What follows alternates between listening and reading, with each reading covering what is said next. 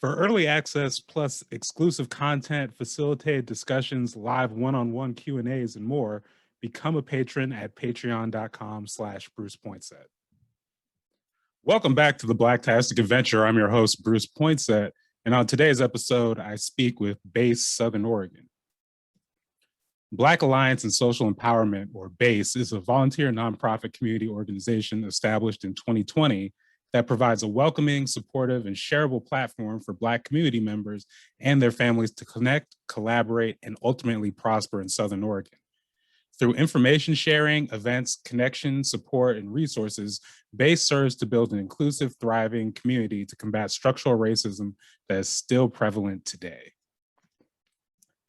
Now, this is a conversation that's a long time in the making, and it's actually very special to share it at this moment because as of this recording, I'm recently coming off of a trip down to Central Point and Jacksonville, Oregon, which is, for those who don't know, is in the Southern Oregon region. And it was for a renaming ceremony or weekend of ceremonies with the Oregon Black Pioneers for Ben Johnson Mountain, which was formerly Negro Bend Mountain, formerly Nigger Bend Mountain. So, very important time to, one, give some respect to, Black pioneers, literally, as well as the Oregon Black pioneers who we may or may not feature or do some features on going forward. Stay tuned. But then also just to really showcase that there's a lot happening with Black people in Southern Oregon and Black movements, Black business, Black organizing, and just building real Black community. And I think BASE really just exemplifies that in all the programs they do. And I had the pleasure of speaking with Tiffany, Vance, and Jessica from BASE. And I think you're really, really going to enjoy this conversation, be really inspired by just, the whole plethora of things that they're doing. So check it out. All right. So Tiffany, Vance, Jessica, thank you so much for being on the Blacktastic Adventure today. How are you all doing this afternoon? Doing really good. Thanks for having us. Yeah, absolutely. It's always cool to just connect with people just doing things, different parts of the region. But yeah, with BASE, can y'all just, I guess to start with, just kind of talk about how, one, what does BASE stand for? And then can you just talk about how the organization originated? I guess I'll take that one. So BASE stands for Black Alliance and Social Empowerment. And to be honest, it originally came from thinking of the acronym before actually coming up with the full name. So we wanted to, when I was thinking about it, I was like, we need to have a base in Southern Oregon, somewhere where we can actually go to. And it brought me to the concept of kind of when you're a little kid and you play tag and you don't have a base. You're kind of just always hidden, and you're never really seen because there's nowhere where you can really be visible to be on a base. And so that whole concept was something I thought about in terms of Southern Oregon. It was always this same rhetoric of, where are the Black people? Where are Black people at? There's no Black people here. And so I was just like, man, we need to have a base. We need to have a place and a space where we can find each other and connect and be able to build together. So that's how the name came in. But how it actually kind of came to an organization is, it really got kickstarted based on, I had always been connecting with people, trying to build contacts to have connections here within this community. But it got to a point where it really excelled when we did 3 years ago. There was a Black Youth Leadership Summit held in Southern Oregon in Ashland at the university. And at the university, it's an opportunity for students at high school level to all come together, and they go through all these workshops, and it's all Black students, by the way, from all around Southern Oregon. They all come together and just enjoy this wonderful time to see other Black students, but then they get to see administrators and staff that's Black and volunteers, and it's like a awe moment for them. And at that event 2 years ago, I was actually approached by two students, and one of them said to me that this is the first time in this community that they felt included. And the other student said they have never seen representation of Black people in this way. And I was just like blown away. And I was just like, oh my gosh. And this thing only happens once a year, right? And so I was just like, we have to have something that is a little bit more regular. And it made me think too, if the children, the students are thinking that, what's mom and dad at home? How is that? What's that feeling like? So it just became really essential to create a really, a real base within the community that isn't something where we're just connecting one time, but a place and a space where we can really connect and have cultural events, put on networking socials, business directory, really kind of build up our representation in this community, because it's a very much underrepresented people here in Southern Oregon.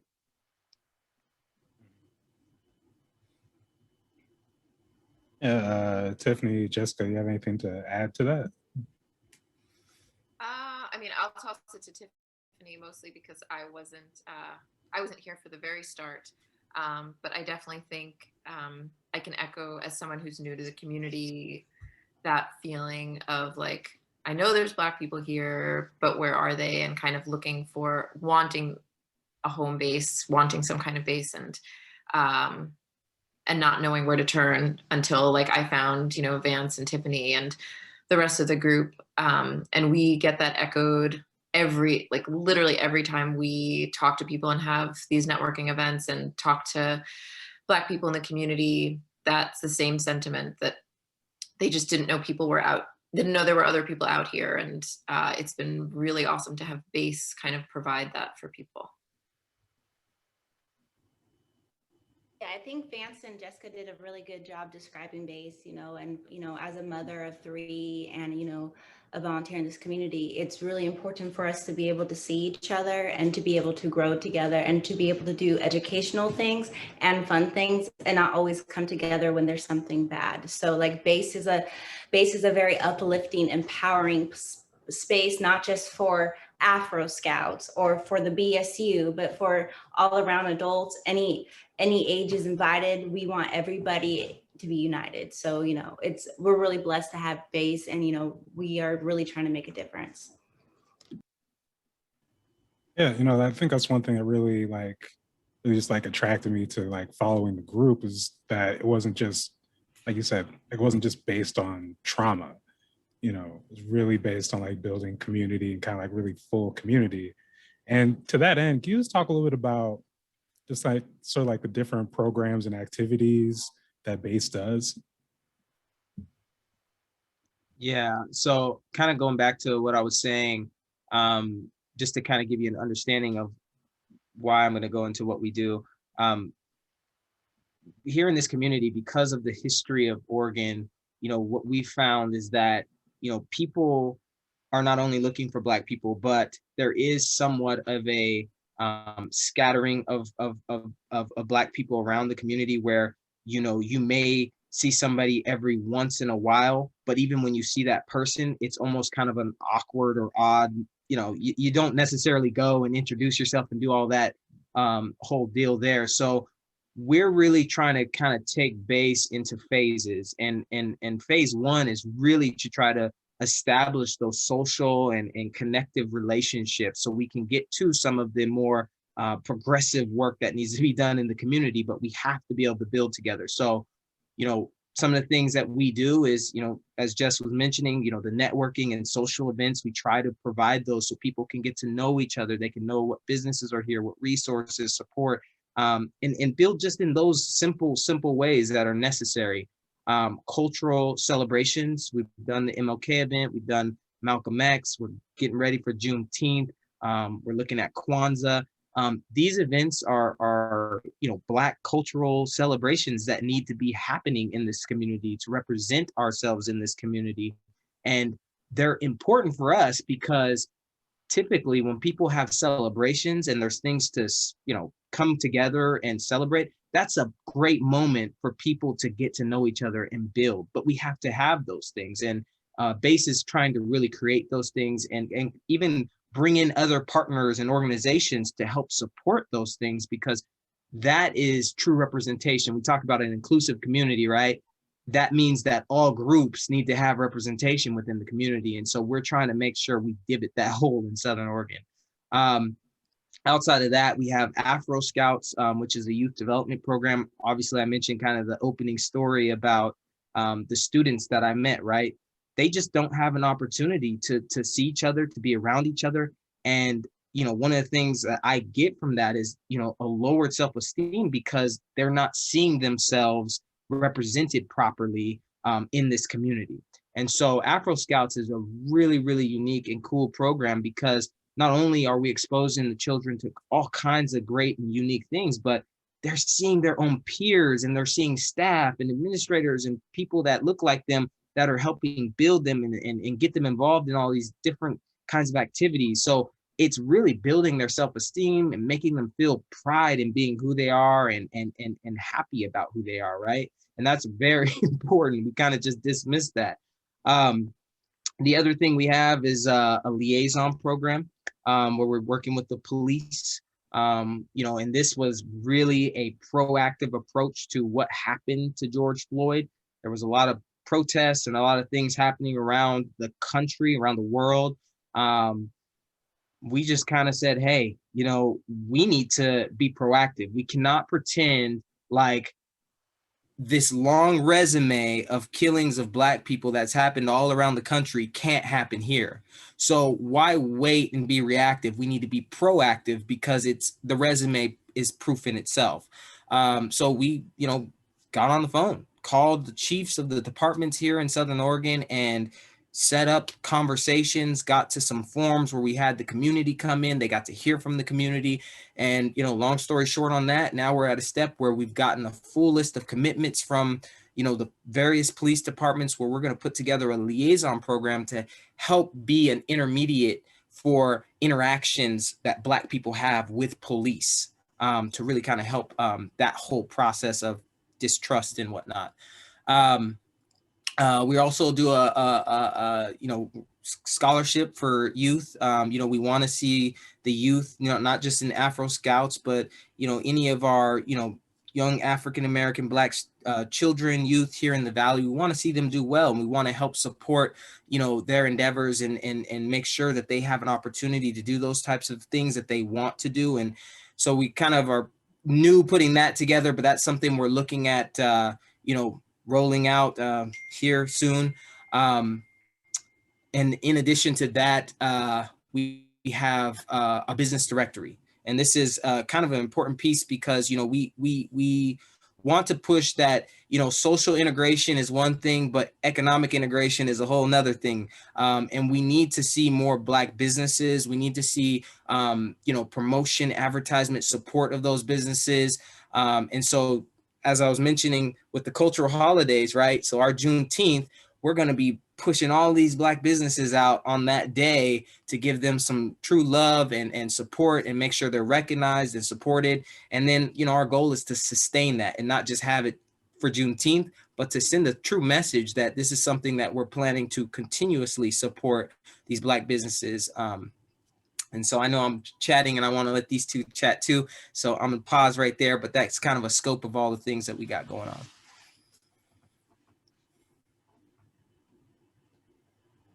Jess, were you going to mention Say Their Name? Say it. Yeah, I can mention that. Say Their Names was a memorial put up by local artists here in Ashland after the murder of George Floyd, but specifically on the date of it was the anniversary of the passing of like what they call it, the lash laws in Oregon, which are obviously like, among other things, one of the huge determinants of like the racial culture here in Oregon specifically. And so BASE is part of a coalition of groups here in the Valley that are trying to make that into not just it's right now it's an art installation that is just kind of maintained by the community, and we're trying to get the city of Ashland to kind of make a statement and make it into a permanent installation, to kind of I don't know, it feels like we're at a crossroads. I think after the events of last year and the responses you saw from a lot of governments, kind of to decide where they stand. Like now, things, maybe Black Lives Matter isn't trending anymore. Like where do you stand on things?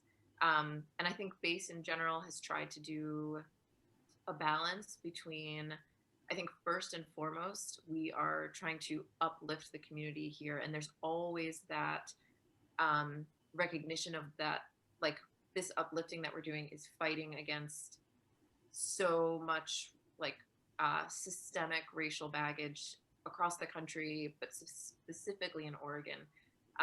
So I think there's like a balance between just taking care of our people and uplifting our people and making things positive and building connections, but still, you can't neglect the real systemic problems that exist and trying to make that change too. So it's a dance that we're trying to always do and balance. So I want to touch on that. We talk about the baggage of Oregon, but before we go there, I'm curious as far as like what brought you all to Southern Oregon, just as far as, yeah, kind of like in the first place. Anyone can start. I'll go. So I was born and raised in Oregon, and so I'm Oregonian. And what keeps me here is obviously my family, the nature. I love the lakes, the rivers, and just so that's what keeps me here. And so born and raised in Oregon, like in Southern Oregon? Yeah, I was born in Brookings, Okay. Oh. a little coastal town. Have you been there? I haven't been to Brookings, been other parts. It's the last town before you hit the border to California on 101. Yeah, and so I'm actually originally from Phoenix, Arizona, and I just came here to finish off my school at the university in Ashland. That was it. That was the plan, just to come to school and be out of here. But for me, I met Tiffany, my wife, in 2008, and we kind of kicked it off, and this place kind of grew on me in terms of the environment. I love the nature, and I also love the, it's slower. It's a slower pace than a bigger city.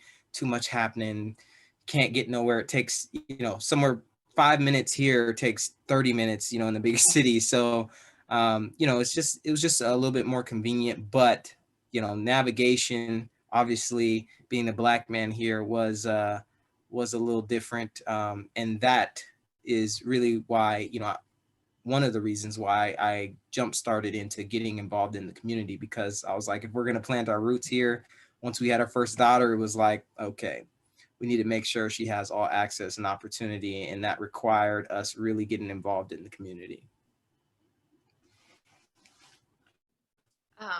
My story's a little different. I've been here coming on 2 years, and I came from the East Coast.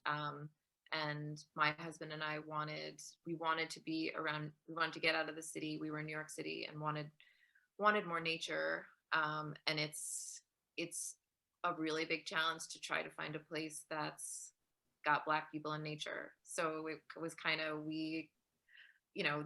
Ashland was kind of where we landed, and not because it was like particularly diverse, but it felt like it was, all right, if we want to do nature, you either do, super red or super liberal. And I was like, yeah, anyway, we landed here. And I think I found out I was pregnant like the night before we got here. And I think like a lot of people at BASE that have families, like once you have kids, it kind of changes the game. I think like as adults, you've got a whole lifetime behind you of putting up with the bullshit, and that you may just you know, there's a lot of stuff we put up with, but once you have kids that you're responsible for and you want to try to vision their lives differently, there's a different level of investment. And I'm just curious, as far as like, you know, coming from three kind of like different geographic places, you know, obviously Tiffany being, you know, a native Oregonian, like, do you feel like some, I guess, what's the word I'm looking for? Just like that combination, like different perspectives kind of like shaped how base operates, if that makes sense. No, yeah, you're actually hitting an important point. Actually, Jess's last point and your point there are essential to base, in that this is, and I'll say across the country, you know, we kind of bucket Black folks into this, you know, they're Black community members, but we're probably one of the most diverse groups there is. And so having, you know, our team being so diverse is great. With that said, you know, we're really a volunteer organization, and the motivation is, you know, all of us have families here, all of us have children here, and so it's bigger than, you know, just trying to do some good service. Our children are growing and developing in this community, and so it's up to us to really make that difference. And so having, you know, we have a variety of ages and interests in our group, and I think that it just makes it that much better from perspectives of trying to, you know, send this messaging and provide these events and different things for this community that is so diverse. I mean, just Ashland to Medford, you're going to find completely different kinds of people. So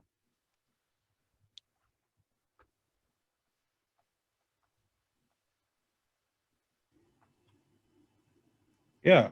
And, you know, part of the reason I touch on that is just because in like my experience in sort of like the Portland metro area is, you know, sometimes it can be hard to navigate, just like, you know, there is a very, I can't speak for Southern Oregon as much, but definitely like in Portland, there feels like this, how'd I put it? You know, it's like the native Portland versus like the transplant type thing, where not to mention use all these other kind of like little, you know, just little differences in the community where, you know, sometimes it can be hard to cut through that, even though there is like this common, you know, this common thing we're all dealing with. But, you know, part of me would just like suspect, especially like, you know, in these places where the numbers are lower, that, you know, maybe it's just a little bit easier to be like, yeah, we gotta get past that. We gotta, you know. and that does, you know, and that's what makes this, I think, even more challenging, is that, you know, it's almost we're grouped because of our oppression, right? And so like we're all, that's like our commonality, is that there is this like systemic racism and oppression or subjugation that's placed on, you know, this group of people, and it's been there for so long. However, you know, our personalities, our perspectives on it, you know, it varies so much. But you know, when you're dealing with the severity of, you know, there's one thing of discrimination, and then there's another thing when people lose their lives, right? It's almost like this, you have to figure out how to come together. Like there's no topping killing someone. That's when it's you have no choice. And so it does make it challenging, because we are, you know, we're diverse, we're different, but we got to find a way, because it's just it, at the end of the day, you're a Black person, no one cares if you're a part of this church or that church, or, you know, what have you. You almost have that same, you know, lens in this country. You're a Black person. Right. So kind of pivoting off of that a little bit, can I just talk about, you know, both Black life in, you know, Southern Oregon, the Rogue Valley, but then just kind of like you're talking earlier about just kind of like it's just a different pace, you know, like you're talking about on one hand like the nature, but also, you know, I was interviewing another group, So Black, And one of the things we were just talking about was yeah, just like the lack of traffic and, you know, all these types of things. So yeah, can you just just like, again, talk about like life in Southern Oregon for those who aren't as familiar with the area, and then just, I guess, maybe some like the particulars about, yeah, what it's like being, you know, Black people in this space and dealing with, you know, uh, certain, I guess, expressions of the baggage of Oregon, if that makes sense. I can start. I mean, I'm coming from being like I was a city kid all my life, and I think the pace is definitely something that stands out. You know, I can zone out at a green light and no one will honk at me. You know, it's a different. There's a different vibe in that. I think what's also different and really plays into building community here is it's, for me at least, it's a much smaller town, which brings a sense of accountability that I never had being in a city. And you know, once you come down then to the Black community here, there's, you know, it's nice that you see someone, and once you see them, you'll probably see them again. And I think, you know, what we're trying to do is have it so that you don't just see someone and then you know, and then there's no connection to kind of keep that going. Because it's so small here, you can see someone, and if you have even just like, you know, a Zoom networking event to build that connection, it's that much more meaningful once you see them again. So that's been a really nice change for me coming from a city. Yeah, I agree with what Jess said and about how it's just a really small community. And so you will run into each other at the grocery store. You will, you know, the same Black people have the same positions, and it's just really like closed in a little bit. And so with that being said, it's very important to make sure that we are being positive and living like good examples and doing things in the community that are making the differences, because there's not a lot of us. And so we will run into each other. So, you know, we just got to make sure that we are united. Yeah. And I'll just say, you know, one of the things, especially, you know, if you're trying to understand this place a little more too, as well, is, you know, making sure that folks know it is 100% okay to feel comfortable and have pride in being Black. Like, and that's a thing here, because the history of this place doesn't really know too much about, you know, Black people, Black history, Black, you know, it's very low in terms of its education level on anything associated with Black. I mean, look, we stuck our necks out there just in May, and we did a Malcolm X Day. And that was like an event we did for first time ever in Southern Oregon, you know, celebrating or recognizing Malcolm X.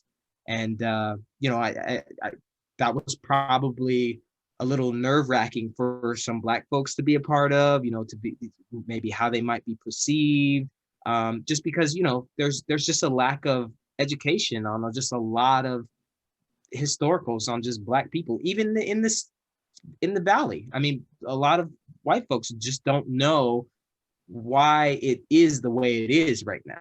Like, they just don't know that. And so, you know, there is a level, as Jess was mentioning earlier, where we're trying to find that balance of where we can uplift ourselves, but at the same time help those with a little bit of education around, you know, what is and what isn't. Yeah, that really kind of speaks to me, just because like I grew up in Lake Oswego, Oregon, which a lot of people know is Lake No Negro, Oregon. So, you know, dynamics, demographics and whatnot. And, you know, again, that part about just like the idea of like actual, you know, feeling like it is okay to be proud of yourself. Like, it does feel like a lot of times like you're introducing it to people, which sounds weird to say in 2021, but you know, it is what it is. But yeah, I think, you know, on that same subject, it's kind of, again, you talk about navigating the baggage. Like, there's an event this weekend that, you know, gonna be coming down to cover for another client. which is the renaming of Ben Jonson Mountain, or which was Negro Ben Mountain, and then before that, racial slur Ben Mountain.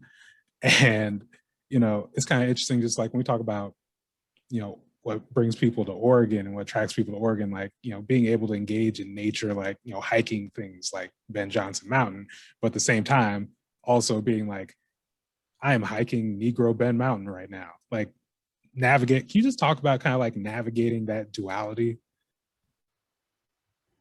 I will say, when I was, as someone not from around here, trying to like gauge over the course of like a quick visit, is this somewhere I could live?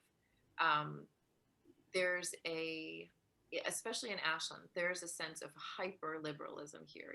People, I think really it's part of people's and I mean mostly like white people's identity here, that they are very liberal and progressive, and with that like open-minded. And it's a place where you see a lot of Black Lives Matter signs, and I think at the same time people are kind of like, there can't be any racism here because there's like no Black people here, and or people who say that that I think can very easily say something like Black Lives Matter because they don't like, but they don't actually, it's more of a concept. And I think there's an ignorance to like, for example, why there aren't a lot of Black people here. Like, it's because we weren't allowed here until like less than a century ago, when like exclusionary laws were actually even taken off the books. So I think like educating people, and coming up against like their sense of self and their sense of being very liberal and open-minded. And we had a reading challenge for the whole valley in January for like commemoration of Martin Luther King's birthday, and it was a reading challenge to read one of his books, Why We Can't Wait. And there were several members of BASE and outside of BASE that did reading discussions, and you saw a lot of discomfort from people here who have the sign and think of themselves as really liberal. And we don't do a lot of education, but I think part of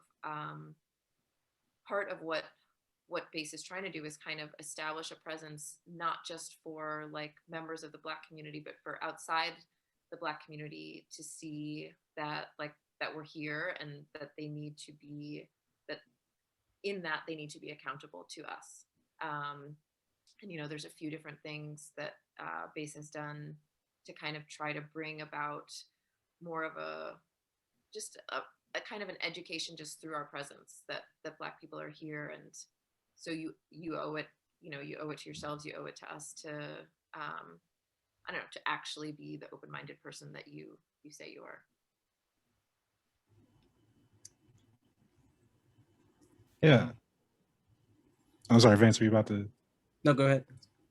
Oh, I was just gonna ask, because that's you bring up another interesting dynamic when, in terms of, we live in a predominantly white state with, obviously a history of literally excluding us. But, part of what comes with just the demographics is, even if you're doing something where it's is a group specifically looking at Black people, you're going to get a lot of like white engagement. And it's not to suggest that's a bad thing at all, but it is, like you kind of alluded to, just like an interesting thing to navigate when you have people who are comfortable with putting up Black Lives Matter signs, but you get into like interactions, and I'll just editorialize a little bit, and you realize, wow, you're really comfortable with this sign, but you're not really comfortable with Black people. Like, I don't know how else to put it, but yeah, I mean, I don't know, do y'all like I guess in terms of navigating that, and in terms of like how big of a thing that is with what you do, because like with stuff I do in LO, it's kind of more of a like anti-racism group specifically, so I'm not sure if like the dynamics are different when you're talking about more like building like cultural, like just connection and anything. But yeah, I guess there anything else about that dynamic that y'all would like to talk about? Yeah, I mean, the initial goal was to really build and focus on Black community members. I think based on the environment in which we live, there is this natural recourse that happens where it's like, oh, a bunch of Black people have an organization. They must be there to teach us. They must be there to support our needs, which again goes to that white privilege thing, goes into that, just feeling, like they need to whatever. And so that's where we've been trying to find that balance and trying to say, hey, we're a very diverse group and we're trying to build this community. But at the same time, we do understand that there's a bunch of people out in this community that say and want to be progressive, want to help, want to be supportive, but they're almost doing it in this just racist way. I don't know the other word to put it, but they're just so naive in misunderstanding how to be supportive, how to be helpful. And so, as Jess alluded to, the MLK, reading and book study was a huge hit for us because it started something and it created somewhat of a pathway for us to go down. We're creating a very extensive study guide that's hopefully going to be somewhat helpful in that, and potentially, through some of these events, we hope to continue to educate as a part of them and not just celebrate. Some of the other things, the networking events, we're hoping to bring Black businesses and other people within the community can come to the networking event. But again, we're showcasing and educating on economic support and economic development. So I think intertwined in the building of our cultural foundation here in Southern Oregon, we have little sentiments and messages of education that we're naturally going to present to the community to be helpful. And so it's just the environment in which we live. We can't get away from that. We're not going to get away from that. So we might as well just help it. Right. And, I want to bring it back to Tiffany. I'm just curious. I know you all talked about kind of like how even just from like Ashland, Medford, these are all kind of like, they all have their own kind of personalities. But I guess like, would you say, I guess like in your time here, the whole time here, obviously, but like if you feel like, do you feel like things have changed, or do you feel, or how have things kind of changed? I feel like there's always been racism and there's always been a certain stigma on being Black in Oregon and across the country. But I do see the more like intent behind some of the racist comments, or like the Confederate flags that drive by, or the Trump signs, and just like a lot of stuff. And like how in Ashland, where they support, like openly support Black Lives Matters, here is not the same. Here, there's a lot of hesitant and a lot of not wanting to have African American curriculum, not wanting to just be okay with us being here. And so I think in the last couple years, and I would say since my daughter's been at school, I've seen it more real, like more in the schools, in my face. But yes, it's always been here, if that answers your question. And she's talking from Medford, in Medford versus Ashland. Yeah, so that's like 15 minutes away from each other. Yeah. So I think they're both, I think the racism, the systemic racism lies in both. There's just a group who's, says they're more liberal, will hold the Black Lives Matter sign in Ashland. And then the group here who's like, don't get rid of the Confederate flag. So it's kind of interesting, but it's a navigation process for sure. Yeah, I mean, I'm often asked, if it's always kind of feels kind of like amorphous as far as like, have things changed from like this time in LO, or have things changed from this time in Portland, and the answer is always kind of like, yeah, I mean, kind of like certain groups that existed don't exist, some groups that didn't exist then exist now, you know. But it's kind of like, I think about, you know, right before the 2016 election, I was working with the Urban League for the State of Black Oregon project, just kind of going around different parts of the state, you know, doing like case studies. And, you know, when people talk about being, I mention that because when people talk about being surprised by like post 2016, it's like, oh, no, this sounds about right. This is the vibe. That's, and again, it was long before that, but just like, if you go around, see the vibe with people, you see the vibe in certain places, it's like, oh yeah, no, this is coming. The opportunity arises, and sure enough. So yeah, I'm always interested just to kind of like get that perspective. But turning, kind of looking, or yeah, looking towards the future, you know, you talked about the Juneteenth event, but can you just talk about, you know, what else is kind of like on tap with base, and, you know, what else you guys have going on? Jess, you want to take it, or you want me to? I actually want to tap Tiffany, because I think one of the things that is like really a bright spot for us right now is Afro Scouts, which Tiffany co-founded, and I'd love her to shine some light on that. Okay, yeah. So we just finished our program for the year in May, and now we have a whole bunch of Afro Scout camps going on. And so like we will be on Sunday going on the hike and having a water adventure day, but we also will be having horseback riding the next following week. We will be supporting our Black owned businesses and our Black food trucks by having an event there with all the families. So and the summer is really focus on making sure that our families are supported too. So we are supporting our Afro Scouts, but their siblings too, and their mothers and fathers and grandparents. So it just becomes more inclusive. And with that being said, we're going to do some workshops. We are working with the BSUs, and the BSUs here in Medford are going to be mentoring our Afro Scouts. And so we're having that connection there. And we're really just trying to make sure that we are having a solid foundation for all of our youth. And so for like Afro Scouts, we are just really trying to make sure that they have pride in themselves, know who they are, have history, and understand that history isn't 1 month a year, it's every day.